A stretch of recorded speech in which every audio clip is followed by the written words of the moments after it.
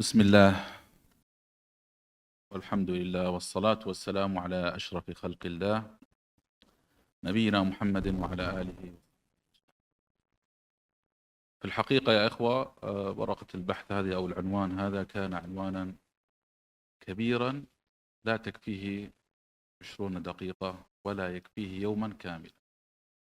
فنحن نتكلم عن صراع بين الإسلام وبين اليهود، ونتكلم عن سنوات من الصراع، ونتكلم عن مسيرة كاملة وتدرج من الله سبحانه وتعالى ورسوله الكريم حتى نصل إلى تحرير القدس. فهو موضوع طويل، ولكن حاولت أن أختصر به وأركز على بعض النقاط المهمة في هذا الشيء. فأبدأ بقوله تعالى: بسم الله الرحمن الرحيم. سبحان الذي أسرى بعبده ليلا من المسجد الحرام إلى المسجد الأقصى الذي باركنا حوله لنريه من آياتنا إنه هو السميع البصير. وقول الرسول صلى الله عليه وسلم، أو رواية عن ذي الأصابع رضي الله عنه قال: قلت يا رسول الله إن ابتلينا بعدك بالبقاء أين تأمرنا؟ فقال: عليك ببيت المقدس فلعله ينشأ لك ذرية يغدون إلى ذاك المسجد ويروحون.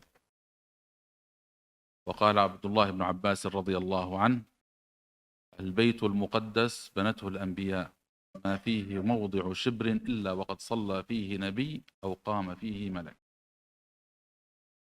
في كلمتي هذه أود أن أتكلم بتفصيل مختصر في محورين أساسيين. المحور الأول مكانة القدس لدى الديانات السابقة بشكل مختصر، ومنزلتها لدى المسلمين، ثم استراتيجية النبي عليه الصلاة والسلام نحو القدس. ولا بد أن نمهد لنفند كذب اليهود في أحقيتهم في أرض القدس وفي المقدس، وهذا يكون بالرجوع إلى التاريخ. فإن علماء الآثار والباحثين والمؤرخين قد اكتشفوا أن أول من سكن واستقر وبنى الأبنية في فلسطين هم الكنعانيون، واستقروا في سهول فلسطين. وكذلك اليبوسيون وهم من قبائل كنعان، فقد سكنوا منطقة القدس وعمروها، والفينيقيون والعموريون وسكنوا في جبال فلسطين. هؤلاء هم من سكن فلسطين وبدأ فيها الحضارة، وليس اليهود. فهم يقولون بأن لهم حقا تاريخيا فيها، وأنهم يريدون أن يستعيدوا أرضهم وأرض أجدادهم، ولكنهم قد جاءوا بعد الكنعانيين، ونحن نعلم بأنهم هاجروا من أرض فلسطين هجرة كاملة أكثر من مرة.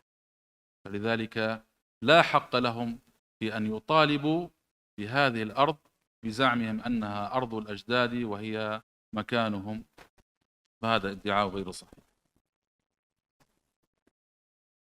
وباعتقادي أن القدس أو أرض الكنعانيين كما كانت تسمى سابقا قد أصبحت مقدسة بعد أن ألهم الله عز وجل نبينا إبراهيم عليه السلام بأن يهاجر إلى فلسطين، فهاجر إليها مع أخيه لوط واستقر فيها. فقد قال تعالى: ونجيناه ولوطا إلى الأرض التي باركنا فيها للعالمين.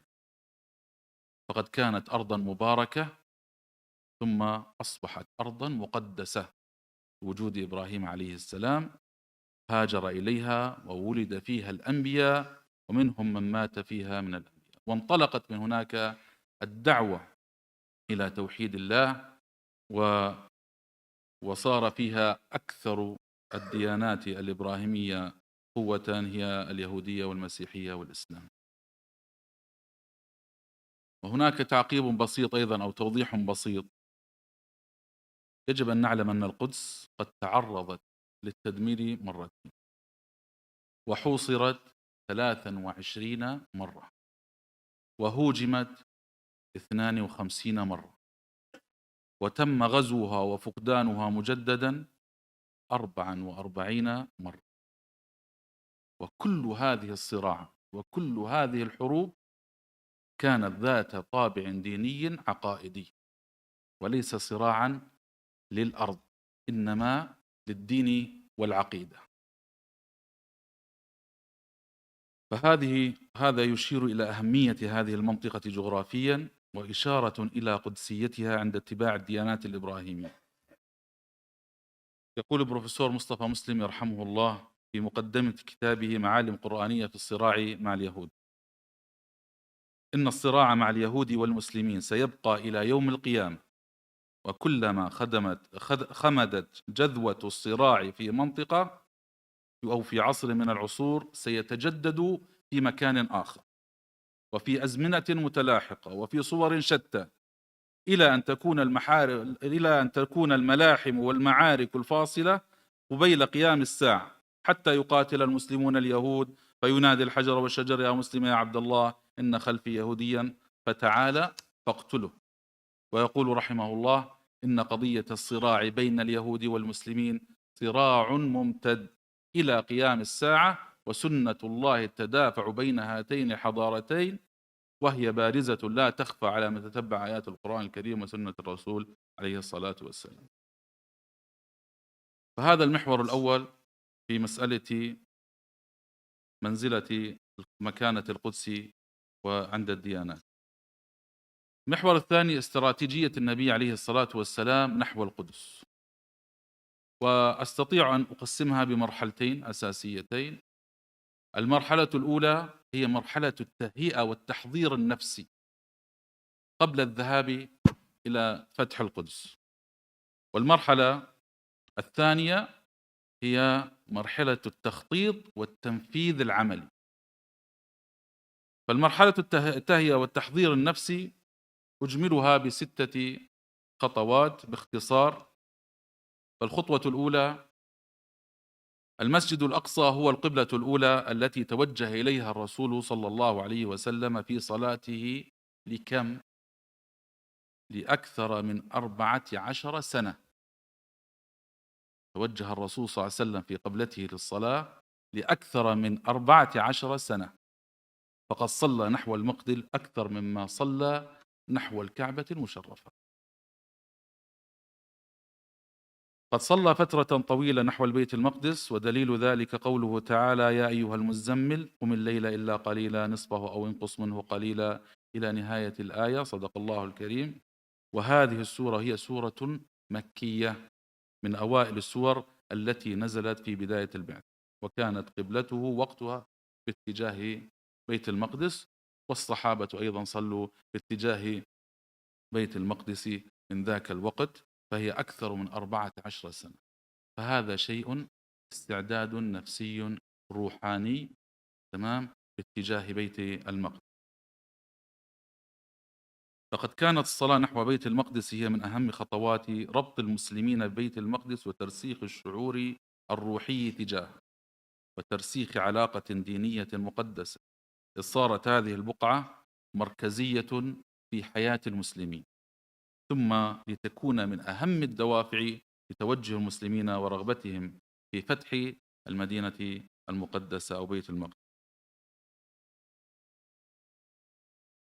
رحلة الإسراء والمعراج هذا الأمر الثاني، هي إحدى أهم الأحداث في سيرة النبي عليه الصلاة والسلام. فعندما أسري بالنبي صلى الله عليه وسلم إلى المسجد الأقصى واجتمع فيه مع الأنبياء السابقين وصلى فيهم إماما، كان ذلك إعلانا وتوضيحا للفترة القادمة، وهذه الفترة هي انتقال القيادة إليه باعتباره الوارث الأخير لمكتسبات الأنبياء والرسل، وخاتم للأنبياء المرسلين، وقائدا للبشرية جمعاء. فقد كانت هذه المرحلة مرحلة فارقة في تكوين رؤية النبي صلى الله عليه وسلم، فقد بدأ بمرحلة جديدة مباشرة بعد رحلة الإسراء، وهي التخطيط العملي للمرحلة القادمة. فقد بدأ عهدا جديدا في نشر رسالته تتمثل ببناء دولة تمثل قوة المسلمين. فقد كانت الخط الفاصل بين مرحلة الابتلاء ومرحلة النصر والتمكين والتوسع. النقطة الثالثة: فقد أشار القرآن الكريم لأهمية وقدسية وبركة بيت المقدس، إما تصريحا أو تلميحا في عدة آيات وسور، منها قوله تعالى: سبحان الذي أسرى بعبده ليلا من المسجد الحرام إلى المسجد الأقصى الذي باركنا حوله لنريه من آياتنا إنه هو السميع البصير. وروي عن النبي صلى الله عليه وسلم الكثير من الأحاديث، منها قوله عليه الصلاة والسلام في حديث عبد الله بن عمرو: ستكون هجرة بعد هجرة، فخيار أهل الأرض ألزمهم مهاجر إبراهيم، ويبقى في الأرض شرار أهلها. الأمر الخامس في موضوع الاستراتيجية التي تحضير النفسي،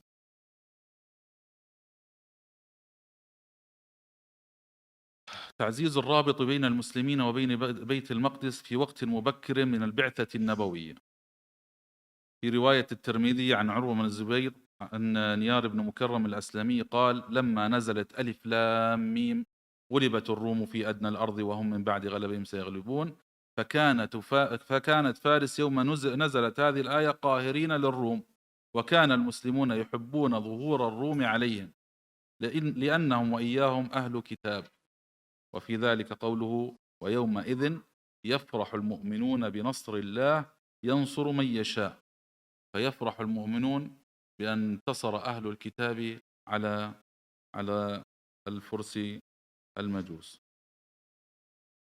سادسا، رسالة النبي صلى الله عليه وسلم إلى هرقل.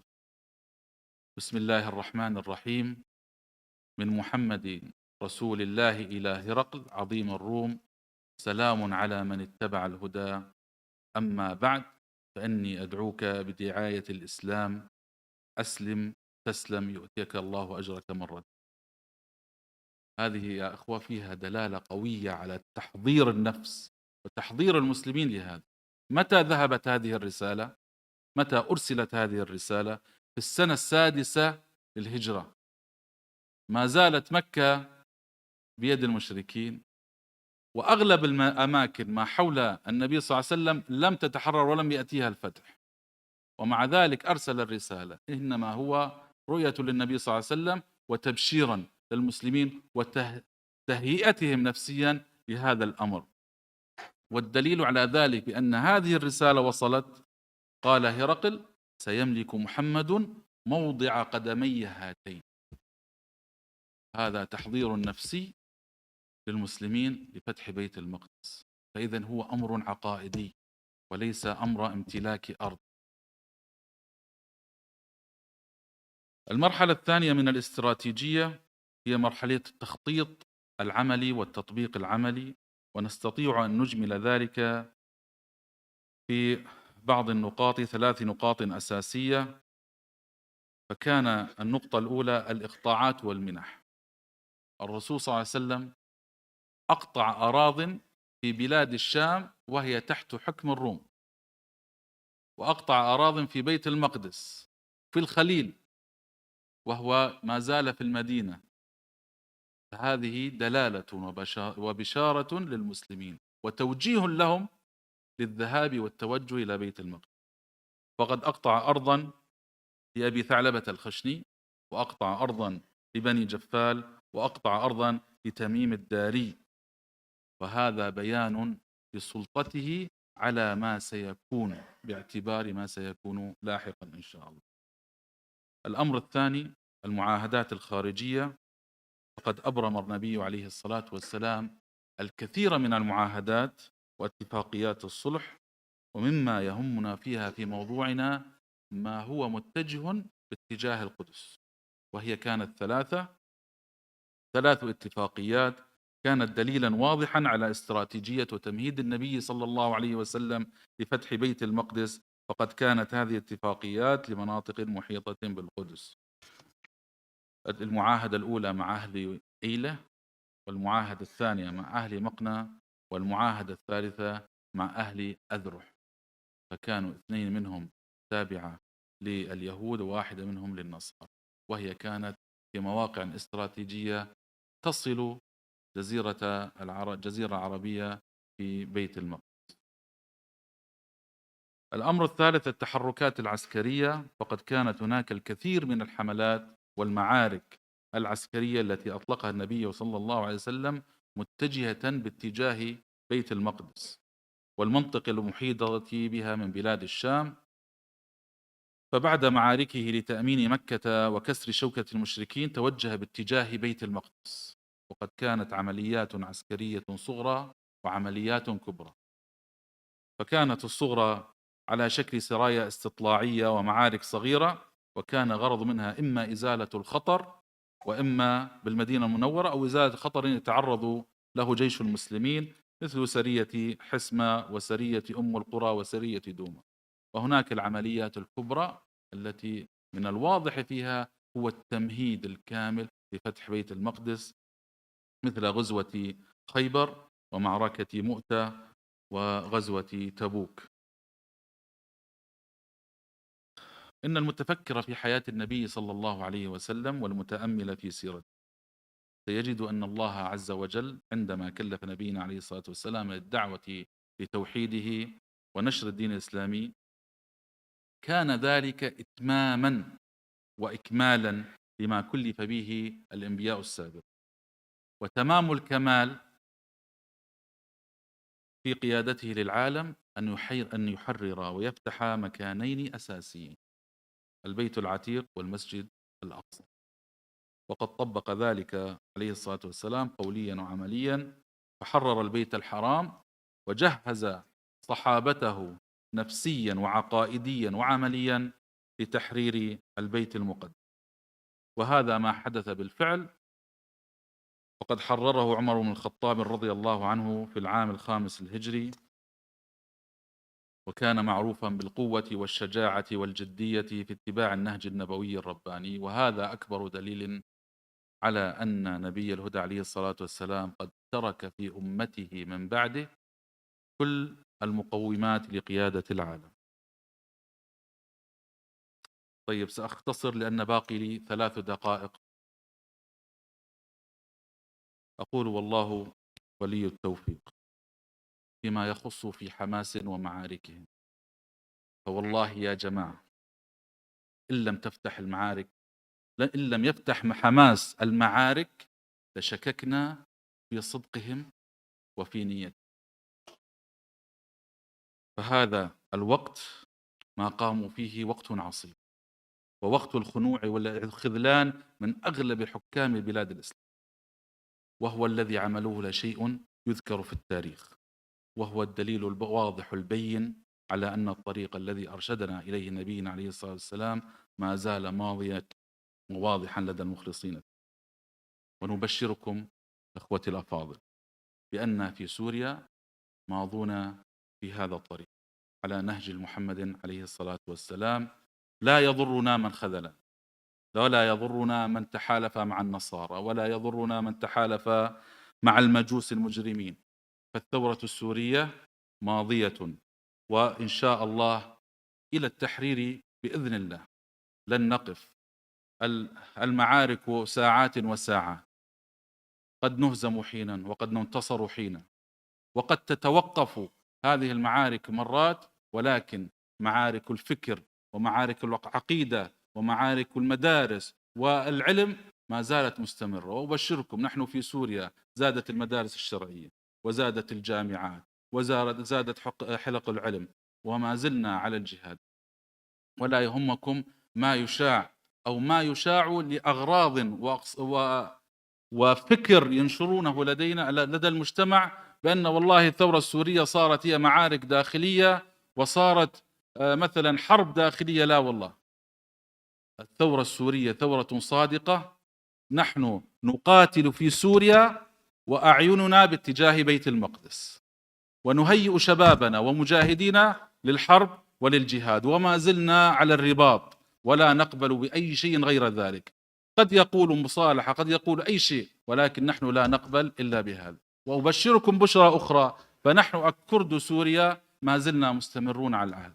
تسلط علينا النصيريون، تسلط علينا الشيوعيون والماركسيون، وأذابوا عاداتنا وتقاليدنا وديننا وكذا، ولكن الحمد لله ما زال الخير في علمائنا وفي شبابنا.